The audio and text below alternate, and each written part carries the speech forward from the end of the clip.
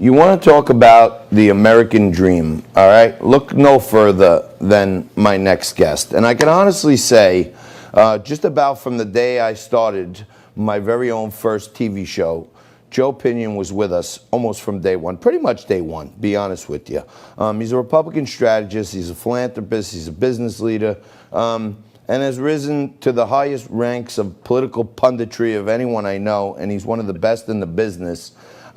Joe, thanks for joining us again, as usual.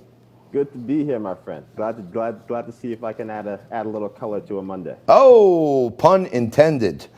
Trump and the First Lady are now diagnosed. It looks like, maybe this hydroxychloroquine prophylactic might have been something. Maybe these therapeutic treatments or something. But it sure looks like, unless this is an Academy Award-winning performance, it sure looks like the president's rolling through this pretty well. Yeah, I mean, obviously, our thoughts and the prayers go out to the First family and everyone impacted. I mean, really, we've had almost, it seems like a cluster that has broken out here amongst, some of our most deeply beloved Republicans. We've got the press secretary just announcing that she herself has tested positive for COVID as well. We've got no less than 3 Republican senators who have tested positive. And so, yeah, I mean, I think that obviously there was a great deal of concern with President Trump's age, even though he is full of energy at all times, but still from a clinical standpoint, obviously at a higher risk than most. And so it seems, if the doctors are to be believed, the same way as if the media is to be believed, that he is proceeding nicely through this recovery process, and hopefully, again, can get back to the business of governing and obviously the business of figuring out who's going to win this election coming down the last 30 days here or so. Yeah, I mean, it feels like to me, Trump, even at the hospital, in quarantine, with COVID, has more energy than Joe Biden does, supposedly non-COVID. Yeah, I mean, I think the reality is the side-by-side is really staggering. Anybody who doesn't recognize that truly has some type of, secret agenda. Because the fact of the matter is, I mean, you could make the argument that COVID was the only thing that saved Joe Biden.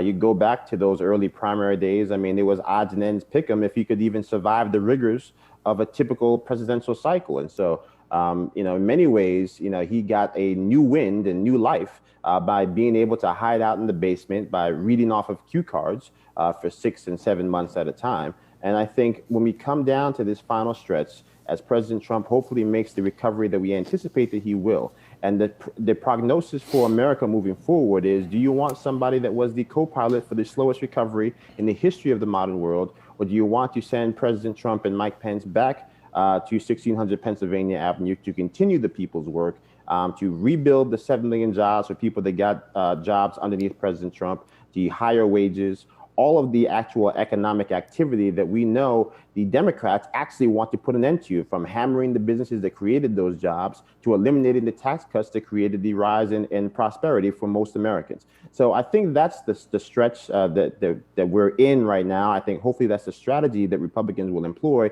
sticking to the facts, because the facts are always on our side.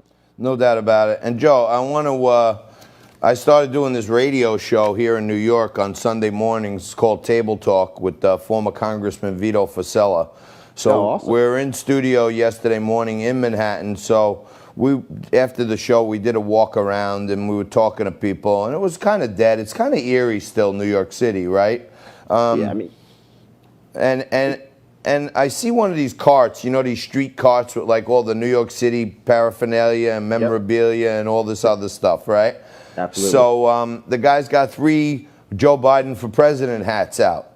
And I said, hey, where's the Trump hat? And he said, no, I got one right there. So I said, well, how come I was busting his chops a little, the guy. I said, how come you got 3 Bidens and 1 Trump? He says, because nobody wants the Bidens. I'm trying to sell them. I'm trying to get rid of them. he goes, if you want the Trump, that's my last one. That's why I'm hiding it over there. I don't have any more with me today. So even down to the street vendors in New York City, it seems like the people, the popular voice, is still greatly enthused for Trump.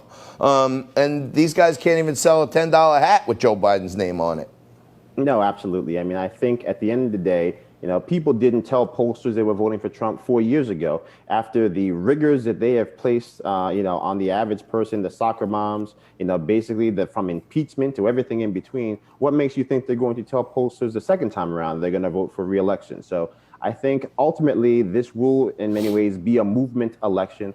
I think that, again, the people understand intuitively that the promises that the Biden and the Harrises are making simply are not sustainable. By every account, it would be a disaster for businesses in the midst of a recovery to have the type of tax implications that you'd be placing on businesses, but just on a day-to-day accounting. The policies that Democrats are talking about are out of step with most rank and file Americans. And when we come down to the last stretch, when people have to go into that booth or they have to sit on their coffee table and fill in a bubble, the question becomes ultimately, who do they trust to make sure that they have the ability to take care of their families? And I think the answer for that is quite clear.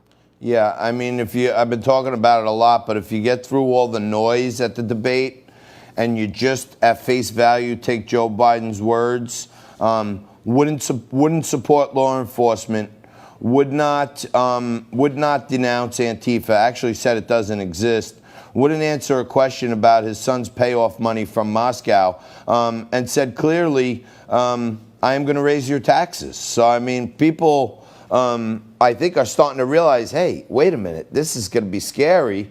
And the support for Trump just keeps growing. We had 2,500 people out on Saturday afternoon here in Staten Island for a Trump support rally. Just people waving their flags and, chanting USA. Absolutely. I mean, I think, the one thing that I think people didn't talk about from the debate, they said Trump interrupted too much. They said it was a pox on every house. But I think the one thing that may have come out of that was the fact that Joe Biden got caught trying to be everything to everybody. He actually had to come out there and basically say he did not support the Green New Deal.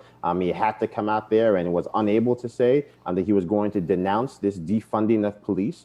He couldn't name a single organization in law enforcement that supported him, even though there are some, bizarrely, that do support him. So I think at the end of the day, I think if there was anything that an undecided voter was able to glean from the last debate, it was this notion that many of the promises that Joe Biden has made are not necessarily his promises, but the promises of his handlers. And ultimately, you cannot trust Grandpa Joe, even if you like Uncle Joe, because the reality is that his politics, in many ways, will be defined by the people around him because he is no longer the man that he once was. Yeah, and I thought one of the big cracks in his performance that night was just that, what you pointed out. There was this tepid deal between the Bernie Sanders supporters and AOC and the squad that they were going to get behind Joe, but he was going to adopt all of their manifesto into his platform. And I think Joe Biden kind of really ticked off a lot of Bernie folks by saying, hey, this is Joe Biden's party now, and I'm not for any Green New Deal. I think that's going to hit him where it hurts with the Bernie supporters. No, absolutely. And I think that Bernie Sanders got on that DNC stage, that virtual stage, and said that his policies were now mainstream Democratic policies. And I think it was just assumed by many people on the far left that, number one, Donald Trump presents some type of existential threat to humanity. And number two, that finally the days of the socialist movement had come. And I think what happened in that debate, as much as I think part of the reason why they, punditry decided to focus so much on white supremacy or any of the other things that really had no bearing on the substance of the debate, was the fact that Joe Biden basically got up on stage and smacked half of the left in the face. And so that really becomes the true measure of how is this election going to be decided. The Democrats wanted to make this election about the base. Well, guess what? You might get your wish, and that base might not show up because Joe Biden doesn't support you. And Democrats said that they wanted to have mail-in balloting no matter what. That was the hill they wanted to die on. Well, guess what? You got your mail-in balloting, and turns out some of those ballots might get thrown out. Close to 78% of the early ballots that have been disqualified in North Carolina already belong to who? Democrats. So again, be careful what you wish for, because sometimes the gods will reward you. And it seems like the Democrats are being rewarded with some of the doom and gloom that are the unintended consequences of, once again, their failed policies. Yeah, it looks to me like that, partnership is cracking up into pieces right now. And I haven't heard, there was a poll out there where they said Joe Biden had 43% favorable, 41% unfavorable. And the MSNBC crowd was talking about how great that was because Hillary was at 37. You know what I'm saying? So there's no support behind the guy, and Trump's still racking it up. That's how it looks to me, Joe.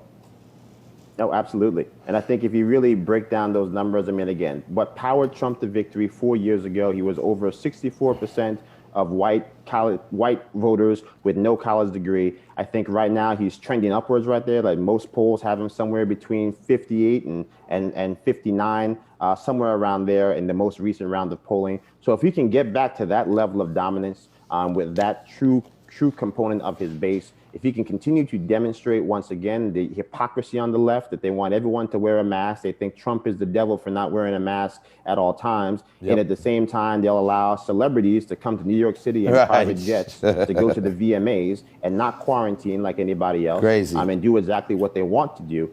This selective outrage of the left, where a rally for Trump is bad, a church gathering is terrible, but a protest in the name of justice is somehow immune to any type of COVID social distancing requirements. I think most Americans realize what this is really about, which is about trying to win an election, come hook or crook. And that really will be, I think, the thing that sways most of those remaining undecided voters. And let's be very clear, in an election that was decided by less than 78,000 votes just 4 years ago across 3 states, every single vote will once again matter. No doubt about it. All right, Joe Pinion, we got to leave it there. Thank you, brother. Republican strategist, philanthropist, business leader, and great friend of the show. Thanks, Joe. Absolutely. All right, Liquid Lunch barrels through hour 1 with lots of great stuff coming. Some commercials from Nicole Maliatakis, and you guys spread the word for her, all right, on Facebook.